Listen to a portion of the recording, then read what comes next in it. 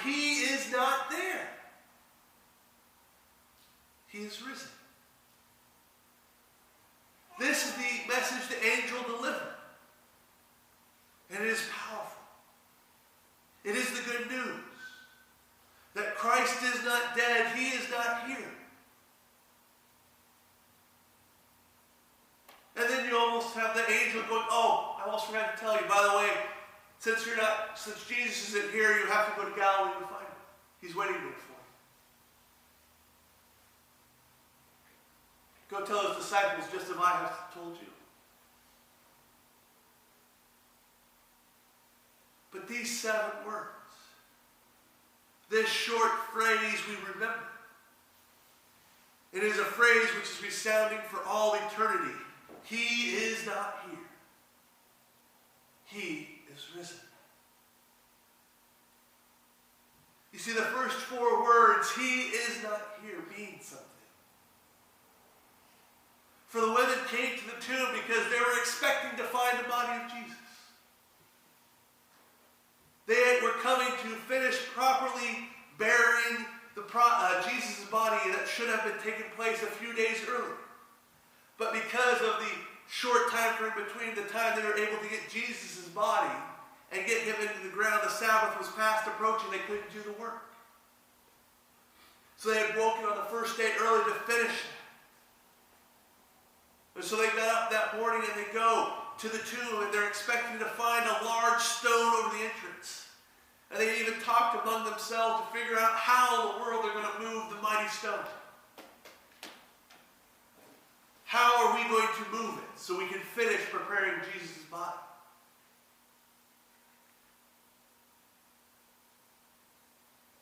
And we learn from John 19:38 and 42 that Joseph of Arimathea and Nicodemus went to Pilate and they requested the body of Jesus to be buried.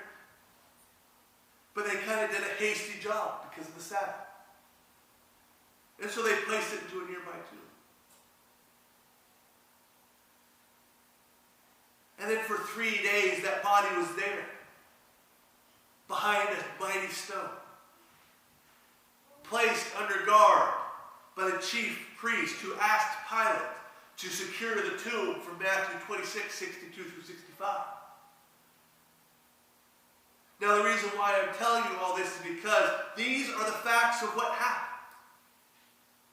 These lead up to the moment where we hear the first part of the phrase, he is not here.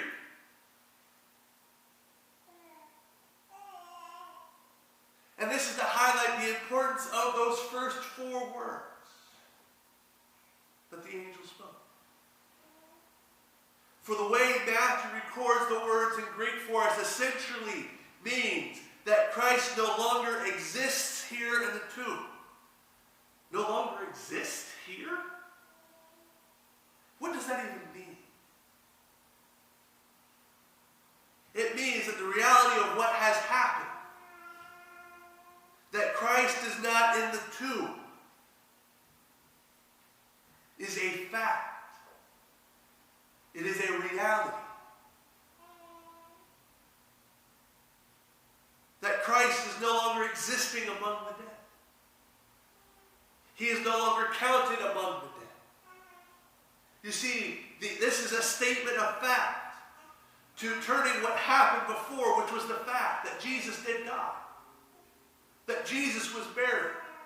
That Jesus was placed in a tomb with a mighty stone in front of the door. And the fact of the matter is that tomb was even guarded.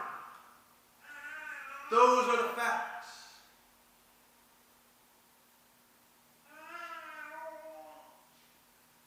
But yet the angel says he is not here, signifying that what has happened before is no longer the truth. And the truth is, he is no longer there. You see, what is even better, that Matthew records in Greek the words of the angel using the Greek word ou. That's O-O, by the way. I didn't just say ou. It's ou-O-O. Signifying that what took place before has been objectively ruled out as a statement. It is no longer considered a fact. It is no longer considered the reality. because as the women approached the tomb, the reality for them in their minds was that Jesus' body was there. For them in their minds, that was a statement of fact. They know that Joseph of Arimathea and Nicodemus had placed him in the tomb. They know that he had been hastily prepared. And they were going to finish that process. These were the facts. That Jesus' body should have been there in the tomb.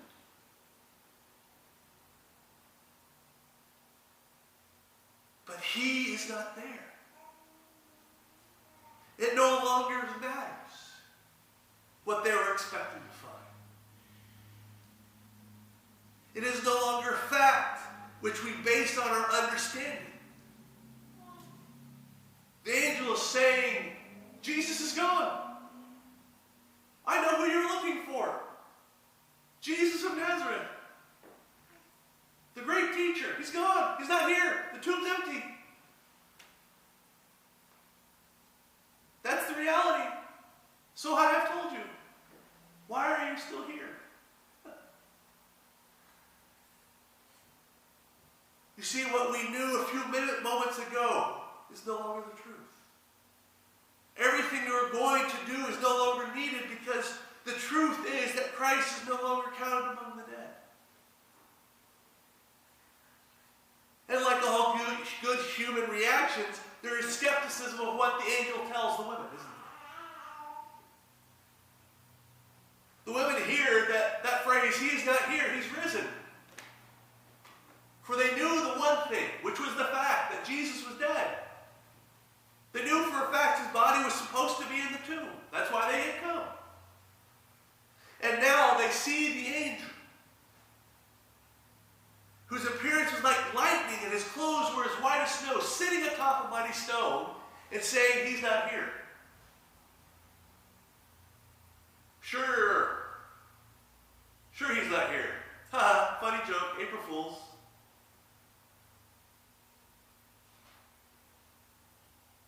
Because for humans, we have to see to believe, isn't it? And so I get the feeling that the angel kind of sensed their hesitation. Kind of sensed the reluctance to believe his words that he is not here, he is risen. And so then the angel says, come. Come see it for yourself. Come see that the tomb is empty. Come see and believe the fact of the matter. That the truth that I am speaking to you is, he is not here. And according to Mark 16:5, we know that the women entered the tomb. And upon entering the tomb, they see another angel sitting there. And then in Mark 16:6, that angel says, see the place where he is laid, he is gone. And then you combine that with what's recorded in John 20, verse 7. Is that probably when the women looked in, they saw the cloth that covered Jesus' face folded neatly where his body should have been. Separated from the linen cloths that were wrapped around his